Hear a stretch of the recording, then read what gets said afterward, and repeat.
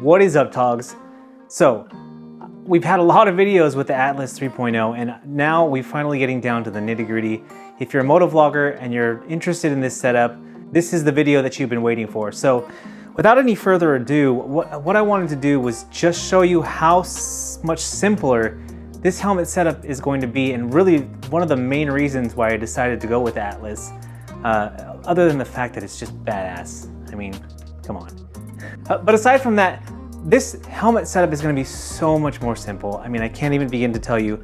We've already subtracted the big Bluetooth that goes on the side here to communicate with my phone, and the speakers inside. I've already tested them out. They're plenty loud. We're going to get on the road, obviously, do a real test and make sure that we review this correctly and thoroughly. But I mean, it's already simplified so much because we don't have anything on the side here to worry about with as far as the sound goes inside the helmet, and it's all simplified. It's all integrated right into the helmet, wires and everything. So that's super simple. But if you're a motovlogger and you're wanting to use the Atlas 3.0, this is my setup, and I'm going to show you how easy it is. It did take some finagling, and you're not going to be able to see it really well here on the camera here. I put the mic on the same side the Shockwave mic is on, so we've got that situated above that.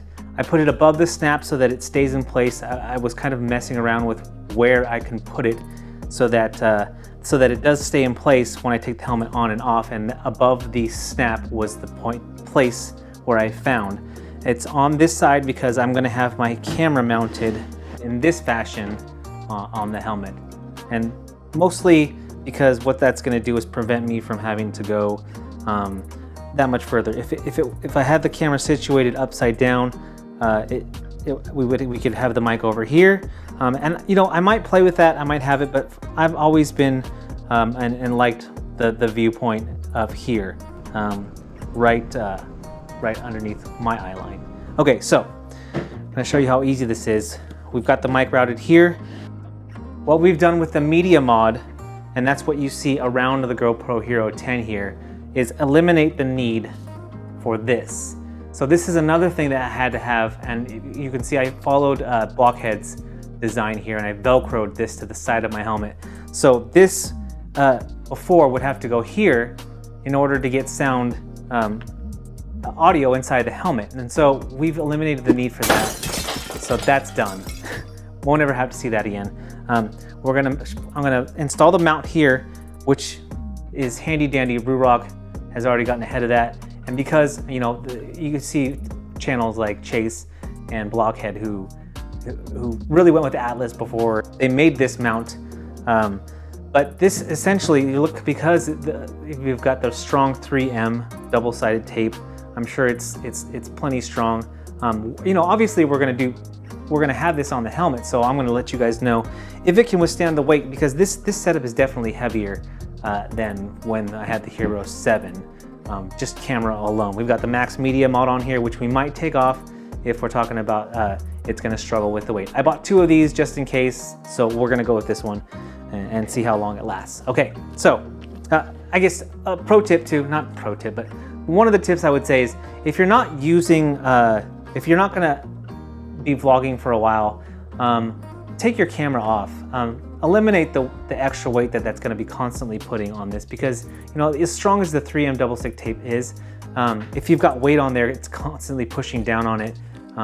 Just take your camera off of the mount if you're not going to be vlogging for a few days or whatever. Okay, so let's get right to it. Simple. This helmet is basically new, so I'm not going to worry about cleaning it like with soap and water. So all I'm going to do is take the rest of the whatever residue might be on here from me messing around with the helmet, as I've done various install videos with other things. We're just going to clean the area with an alcohol pad to make sure that it's free from any of the oils that my hands have put on it since I've been handling it so much.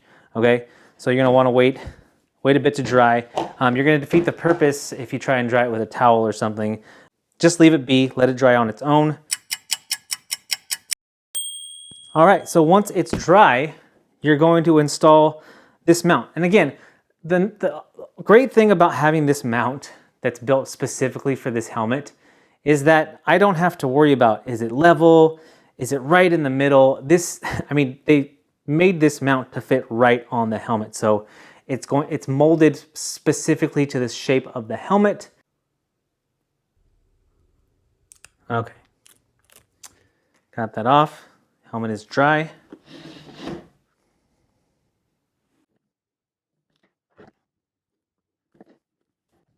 I worried about this mount here because it doesn't have a ton of tape. And so one of the things that I've noticed in the design here is that it's using gravity a little bit here because of the shape of the helmet. So you can see that the helmet tapers, or the ridge comes out that way. So the camera isn't going, you're not going to have all the weight on a flat surface here where the tape is just straight up and down and it's pulling down on the tape constantly.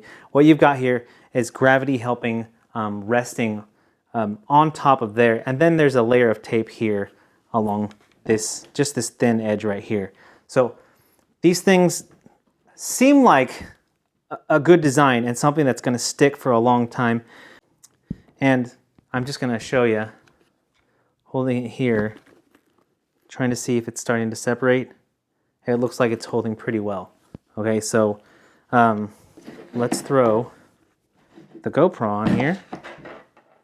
I'm just going to throw a standard GoPro thumb screw on here. I'm eventually going to put just a screw, just to minimize the look of having all this stuff on here even more. With the media mod here, it's going to take another link. So we're gonna use that. Use this. And this, by the way, this extra link comes with your mounting kit, in case you were wondering. Okay. And again, I'm going to replace these with standard screws so that we don't have all these thumb screws sticking out. And there it is. Okay, that is my setup for my GoPro. I've got Bluetooth, I've got GoPro, and I'm ready to vlog. You've got a mount here, and again, these thumb screws are unwieldy and we're gonna get just regular screws in there. One wire, that's it. You can, I mean, I'm gonna do my best here, you know, while I'm riding to tuck that wire into. So, I mean, you want to talk about minimalist design here for motovlogging. I don't think you can do better than that. And if you can, then please leave it in the comments and leave a link to your video of your setup. But it's as simple, it's as clean as that. And if you have any questions, comments, make sure you leave those down there and I will do my best to respond. If you like this video, you found it helpful, make sure you hit that thumbs up down there, which is the like button. And if you haven't already, smash that subscribe button. Guys, if you're out there riding, please be safe. Be kind to one another. My name is Eric. I'm that one guy, and I am